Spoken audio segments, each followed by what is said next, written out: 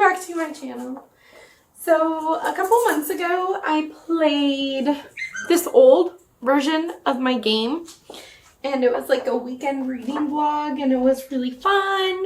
However, I was looking at some of these spaces like love and bookish hate, and then I went to rewatch those videos that I made a year and a half, 2 years ago now, and those are not my reading style anymore because, you know, I've grown as a person, and to be quite honest with you, I'm not sure I knew my reading as well as I do now. So this video is going to be redoing the books that I love, just in case I want to play this again.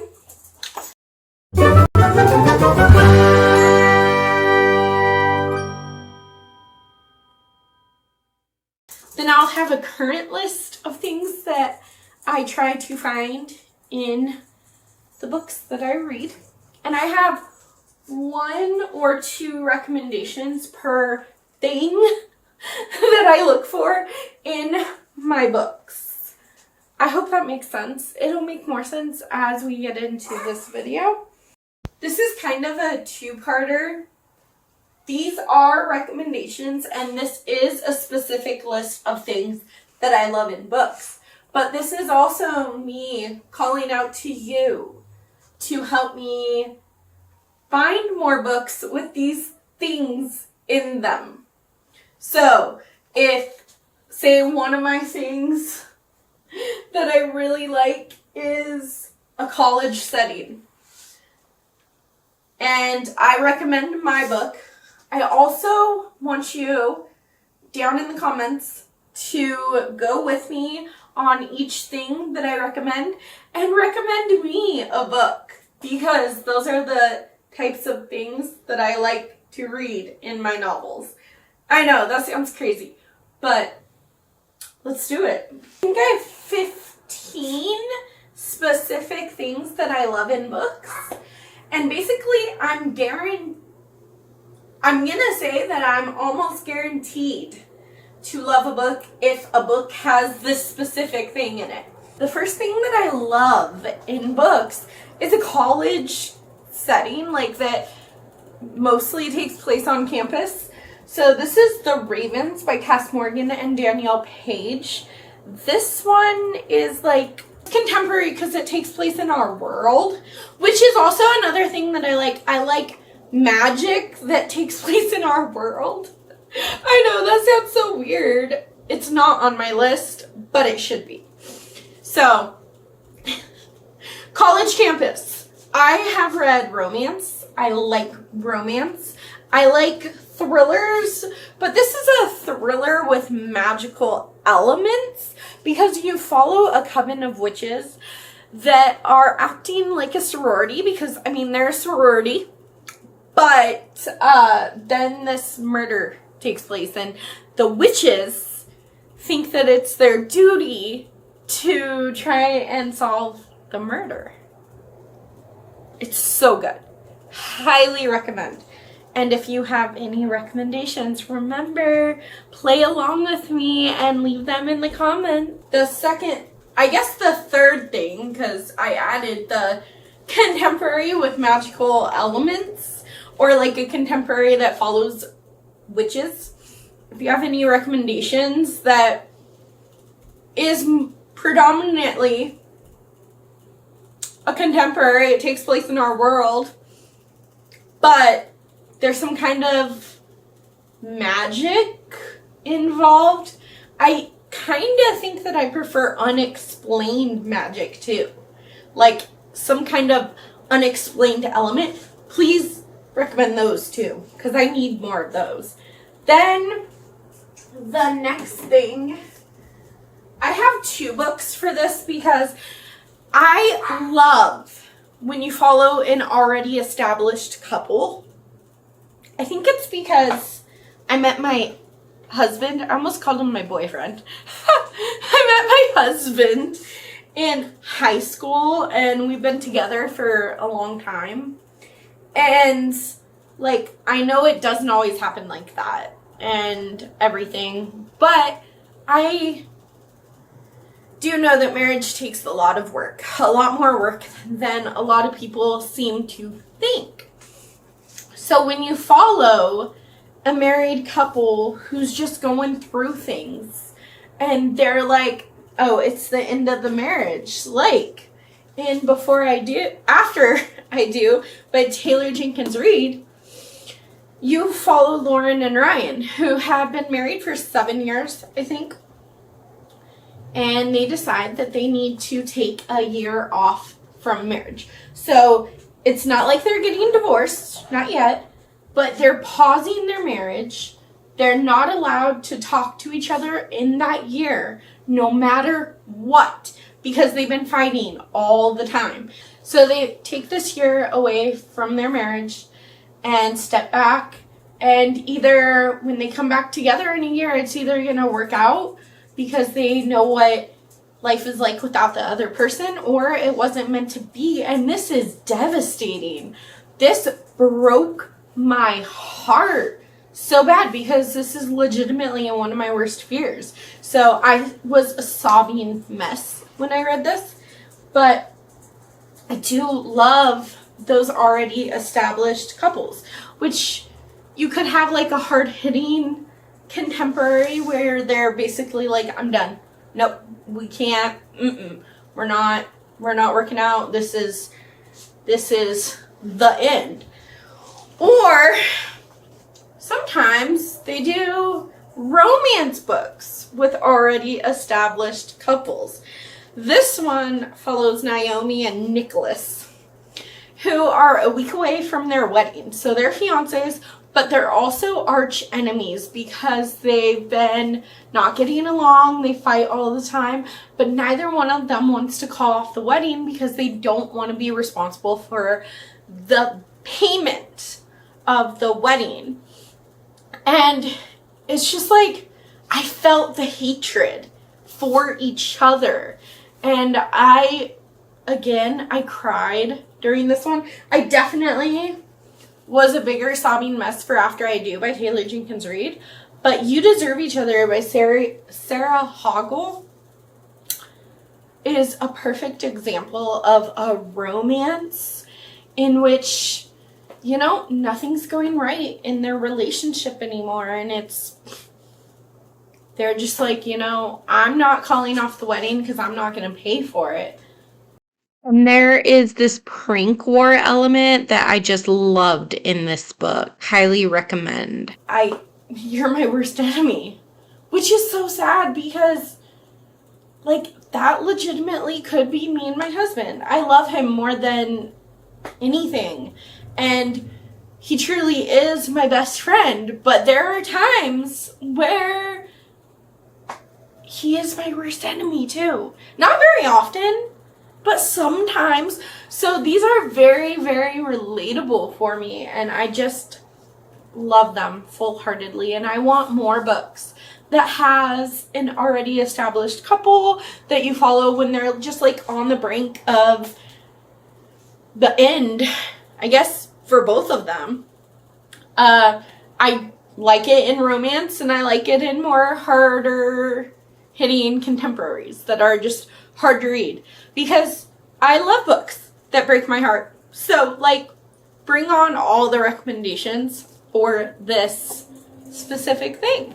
I haven't read a whole ton of these, but the ones that I have read, I absolutely love. And that is A Time Loop. Like, it's a contemporary, it takes place in our world. I guess I like contemporaries a lot. And it has like the Groundhog Day effect. So I don't remember her name. Barrett Bloom is reliving the first day of college. So she's a college kid, you know, so this one takes place on a college campus. Woo woo! So two of my favorite things. But she keeps reliving her first day of college because, like, the first day was terrible. Everything went wrong. She overslept. She was late for class. She was just having a time. And then she woke up and it's that same day again. And she keeps reliving it until she figures out why.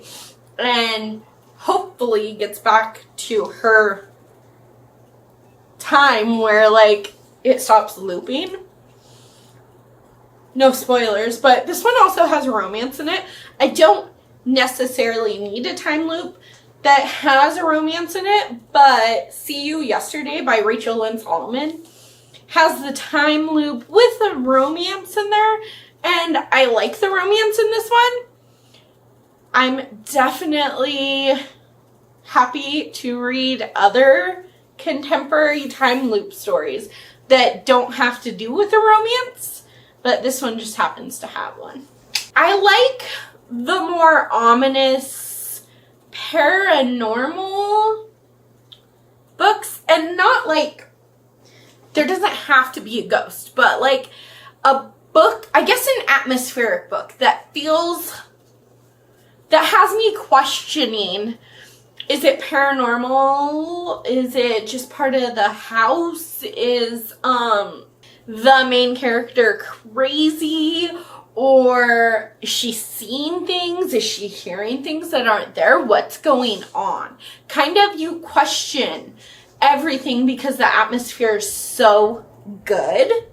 And because, like, you get a little bit of that spooky vibe. So I mostly read thrillers and romance, so this is mostly with thrillers where, like, you're just enjoying the story, or at least I just enjoy the murder story or whatever is going on, but in the background you're kind of like, oh my gosh, did she really hear that upstairs in her attic? Or is it just an old house that creaks? Or what's going on there? And it kind of is like low-key a little spooky. And it just brings the atmosphere to a whole nother level. I hope that makes sense. But for my recommendation for this one, Lock Every Door by Riley Sager.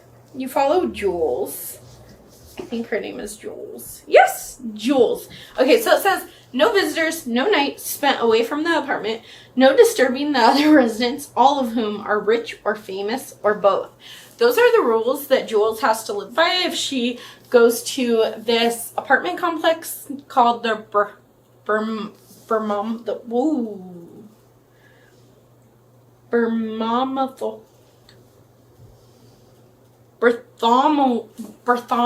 Ooh, I can't say it right now.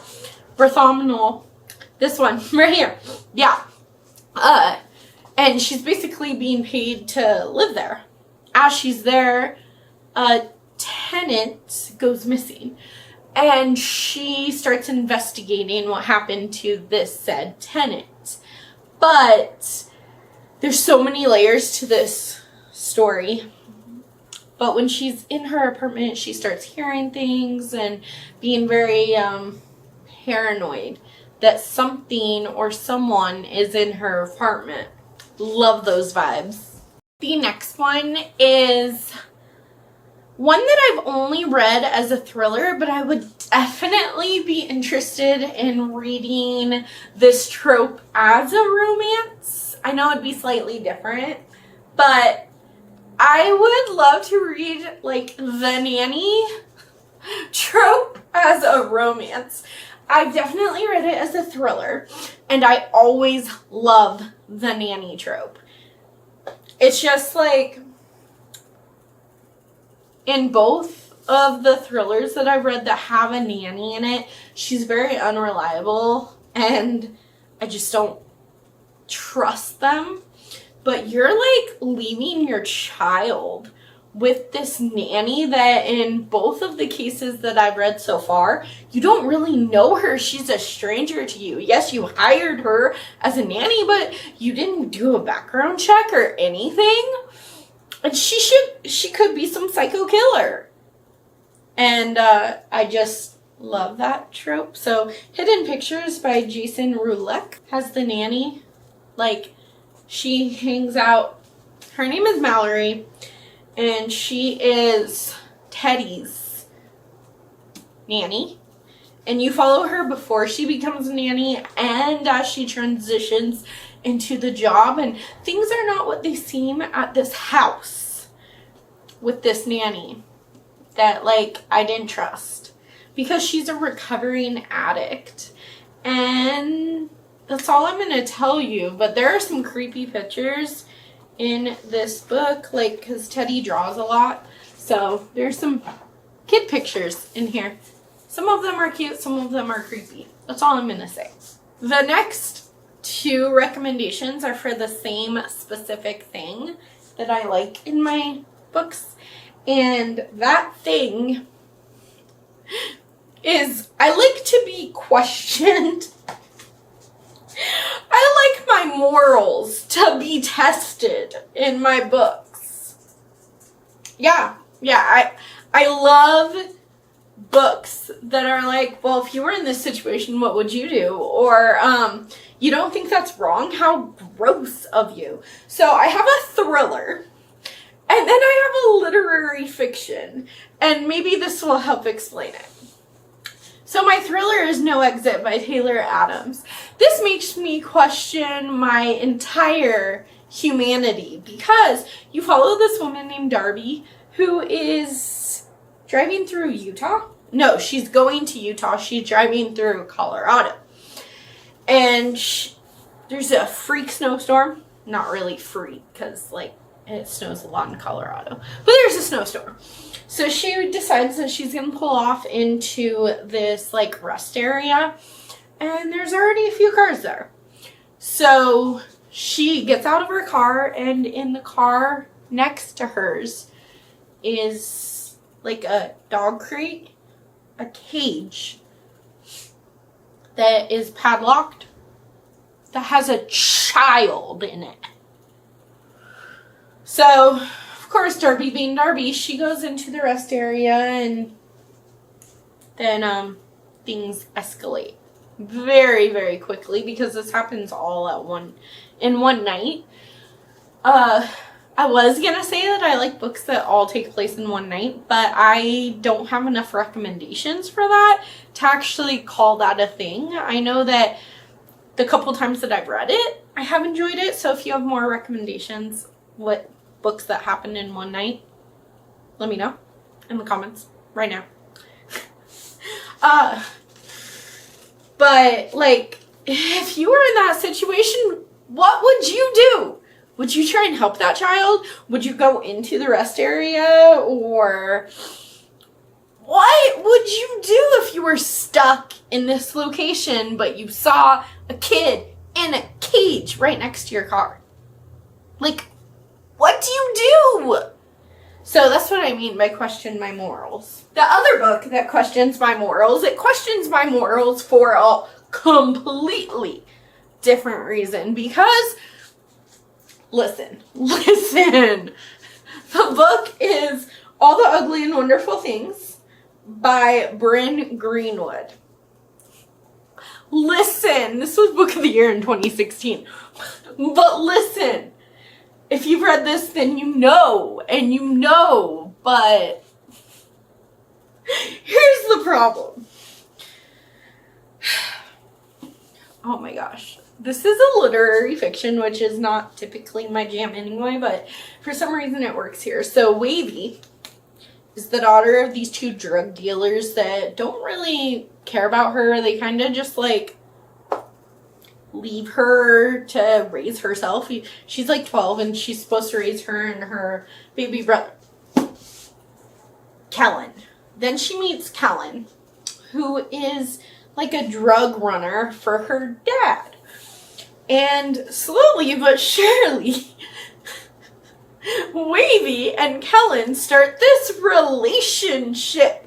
But Wavy was 12 when they met, and he was 19 when they met. So, like, here's the thing. It's only 7 years. But, like, 20 and he was 27. You know, not many people would bat an eye on that. That would be fine. Maybe. Depends on who you are. But, like, that is an appropriate age gap, but the fact is that he's 19 or 20 and she's 12. And, like, it's very slow burn, but it really just makes me question myself as a human. On a side note, though, this book is more than just a forbidden romance. It's got so many different layers to it, including, like, family drama and things like that. It sounds disgusting, and it is disgusting, but in the circumstances of this book, I understand it. And that makes me question myself as a human. Like, what the heck? Okay, and then, memory loss is a really fun trope that I love. So I'm like, Stay Awake by Megan Golding. You follow this woman, Liv, who has no memory of the past 5 years. She has no idea what happened. And I love that because, like, not only is the main character very unreliable because she doesn't even know what's going on, but also I just love that memory gap and that, like, that time gap, that memory loss trope where, like, you try really hard to know what happened, but you can't figure it out, and then you slowly get clues to kind of piece everything together and you figure out what really happened. I absolutely love that. Which is another reason that I like The Party by Lisa Hall. But in this one, you follow Rachel, who wakes up in a strange room. And she went to this party with her husband the night before, but her husband is nowhere to be found, and she's in a lot of pain. So trigger warnings for a lot of things. But I think that, so she kind of wakes up and she doesn't know what's going on, her loss of consciousness, and her memory loss has really, you know, has everything going wrong. And slowly she pieces the pieces together and figures out what happened to her the night of the party. The next one I kind of thought about leaving off of this list because I don't think that I've read enough of this certain thing, but I absolutely loved it in They Never Learned by Lane Fargo. So if you have any suggestions for books that follow revenge or, like, are a good revenge book, let me know. This one also takes place on a college campus, has revenge, and you follow a serial killer. I haven't read enough serial killer books to know if I like that either. But, I mean, go ahead and leave that in the comments below too. Just, you know, I want all the book recommendations. This is another Megan Golding book, but I think this is specifically a thriller thing. When a thriller follows a true crime podcast that reopens a case or helps the true crime podcaster explore a case and find answers that maybe the police couldn't. Yes, sometimes I do have to suspend my disbelief for, like, A Good Girl's Guide to Murder by Holly Jackson. I absolutely love this. This is a young adult thriller that follows Pip, who started a true crime podcast involving a case that the police have already solved, but they didn't solve it correctly, obviously. So she takes it on as her school project. So, like, I had to suspend my disbelief in a lot of what happened, but I still had so much fun. And then The Nice One by Megan Golding. This one follows a true crime podcaster who travels to different towns to follow these courtroom cases, and then she does a podcast on them. And I think her name is Rachel too. Yeah, her name is Rachel. Woo! But she starts getting these messages, like these letters left on her car in this small town, and leads her down a different rabbit hole of a different crime that may or may not have happened. And yeah, I just love true crime podcasts. The next thing that I love in my stories is like real life horror. And I don't mean like slashers or ghosts or anything like that.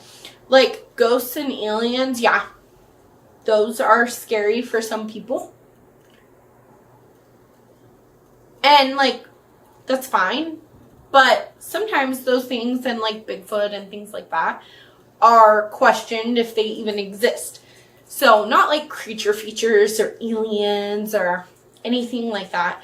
But what I mean is like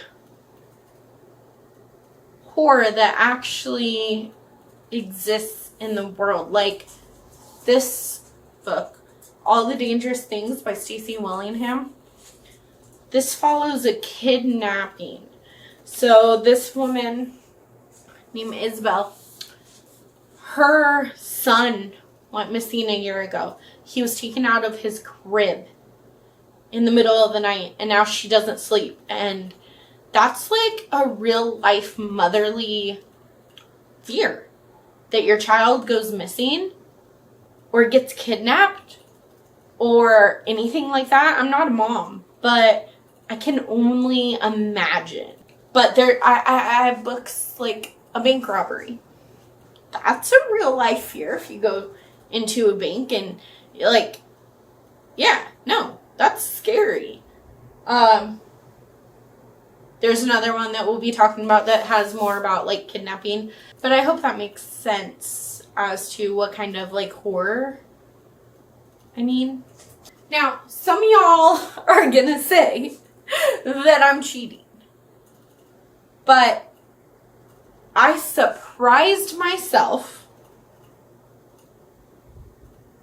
because I realized that I love contemporary books that have time travel. So the book I'm recommending is Una Out of Order by Margarita Montemore. And I haven't finished it. I took a break from reading it to make this video, but I'm like 150 pages in. Maybe, let's see.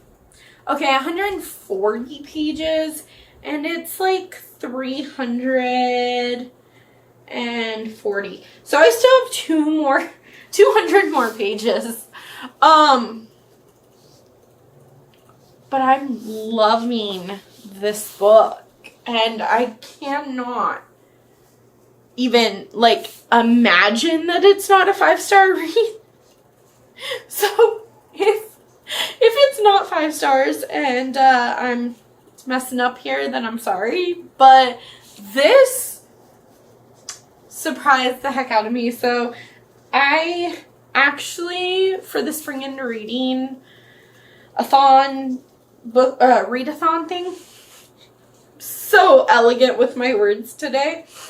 One of the prompts on the bingo board was to refresh your TBR and buy a new book. Originally I wasn't going to, but you know what? Stuff happened and I accidentally bought this. But I'm reading it right away. You follow Una,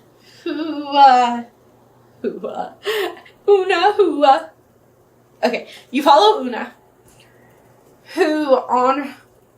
she was born on January 1st, so New Year's. On her 19th birthday and New Year's, she time travels to when she's 51. And then you kind of slowly are learning that she spends a year in each time.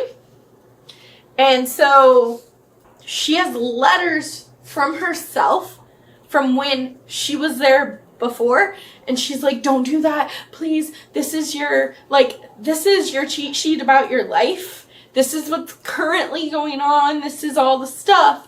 But she doesn't want to give her too much information. She only wants to give her like a little bit of information so that Una slowly kind of figures out her life on her own. And it's so fascinating to me.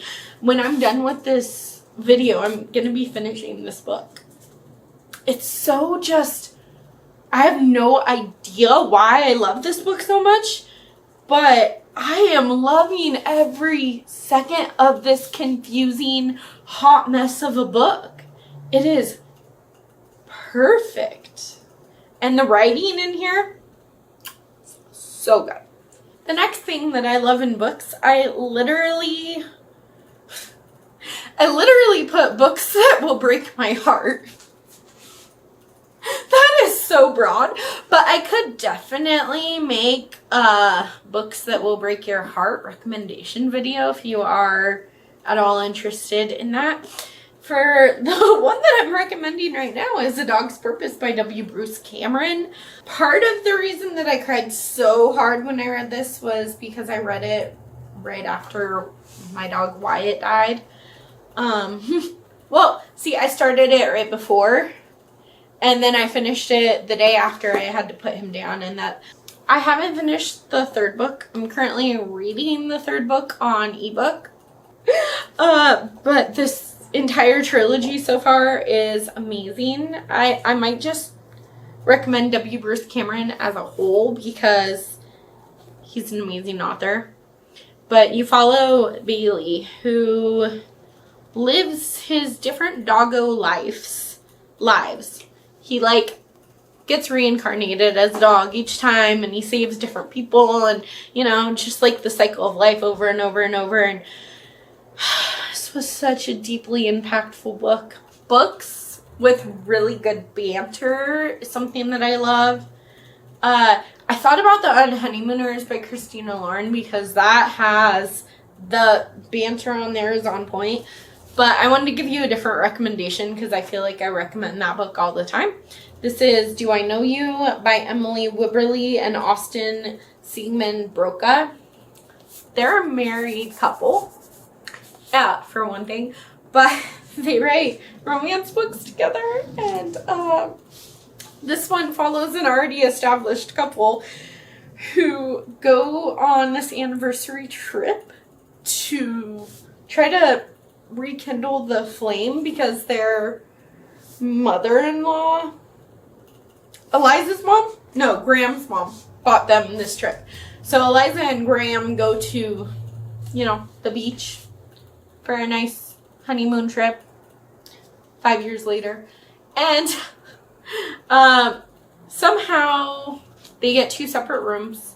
And it feels like all the romance is lost. They don't even really like each other. This marriage is like, no more. No. And then while they are at this resort, Graham is talking to this new potential friend. And then Eliza comes up and his friend introduces them. And they start role-playing that they don't know each other, and it really spices up their relationship and kind of brings them closer. But is it enough to save their marriage, or is it like too little too late? Then the next one is where the place that the book, the setting, feels like a character of its own. For this, I have The Simple Wild by K.A. Tucker. This was like a mammoth of a book. I mean, it's only like 400 pages. But this follows Kayla. No, her name's not Kayla. Kala. This follows Kala and Jonah. It's their like enemies to lovers love story, but more than that, it's about Kala trying to reunite with her father, because she hasn't seen him in many years, and he says that he's dying of cancer, and it's like this small town romance but it's also this family drama of kind of trying to get to know your father before he passes away, and there's so many layers to this story. That's also something that I love, is a book with a lot of layers. In The Simple Wild, Alaska does actually feel like a character, not just the setting of the book. Another book with layers that I highly recommend because, well, it has layers and it's a small town romance. I love anything that takes place in a small town, so I have a romance recommendation and a thriller recommendation for that. So your romance recommendation that takes place in a small town is Things We Never Got Over by Lucy Score. This is Naomi and Knox's Hate to Love story. You might also notice that I really love Hate to Love. I love a lot of things about books and reading. But Naomi has an evil twin sister named Tina who basically called her on Naomi's wedding day, and she's like, hey, come to the small town, we need to talk. So she goes, and basically Tina left this kid, this 11-year-old kid, at this hotel for Naomi to find. And Naomi finds her, and she didn't even know she had a niece. So it's kind of like that family dynamic of, oh my gosh, you're my niece. Of course, I'm not letting you go to the state or whatever. I'm going to take care of you. But it's also kind of like, well, I'm 11, and I've never met you. How are you, my aunt? And like, oh, you never cared about me before, so why do you care now? Type of thing. Perfection. Here is my small town thriller recommendation, The Last to Vanish by Megan Miranda. This one takes place at a mountain resort, like a small mountain resort, and the mountain resort feels like small town of its own.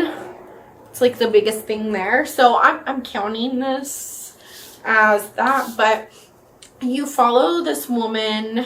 So you follow Abby, who works at this mountain resort or this small town or this whatever. She works there. And then Trey is a tenant kind of for like the weekend.